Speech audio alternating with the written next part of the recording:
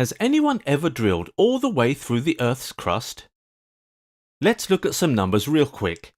The Earth has a diameter of 12,742 kilometers, but compared to the planet as a whole, the crust is very thin. It varies in thickness from about 3 to 6 miles on the seafloor to 20 to 30 miles thick under the continents.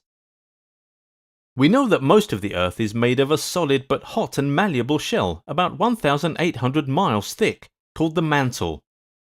It takes up about 84% of the Earth's volume.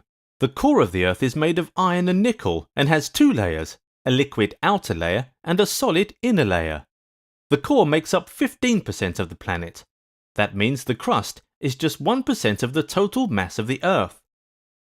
But humans still struggle to penetrate it to any significant depth. The closest we've come is the Kola Superdeep borehole. This drilling project in the former Soviet Union, on the Kola Peninsula east of Norway, managed to get 40,230 feet, or 12 kilometers, into the continental crust. The effort was immense. 19 years of drilling, multiple drill bits, endless engineering challenges, broken drills, secondary shafts. And at the end of it all, the project had made it barely 1/3 of the way through the crust. Part of the problem was intense heat. Scientists had predicted the crust would be as hot as 212 degrees Fahrenheit, but in fact, the rock was 356 degrees Fahrenheit and only getting hotter. After re-examining the numbers, the drill team realized that if they were to reach their target depth of 49,000 feet, or 15 kilometers, it would mean working at 570 degrees Fahrenheit. Unfortunately, at that temperature, the drill bit itself would no longer work.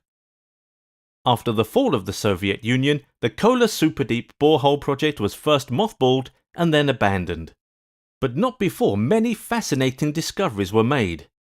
Other drilling projects have probed the crust, some with the aim of punching through to the mantle to examine the structure of the Earth's interior. Some projects start on the sea floor, so there's less crust to dig through. In fact, it's not necessary to drill through the crust if you want to sample the mantle. There are places on the surface where the mantle is exposed, such as in the middle of the Atlantic Ocean. Mostly, though, we use a combination of seismographs and computer simulations to develop theories about the internal structure of the planet. The way seismic waves reflect off the interior of the Earth gives scientists many clues as to how the mantle and core interact. In other words, it might not even be necessary to drill through the whole crust to build up a detailed understanding of what lies beneath our feet.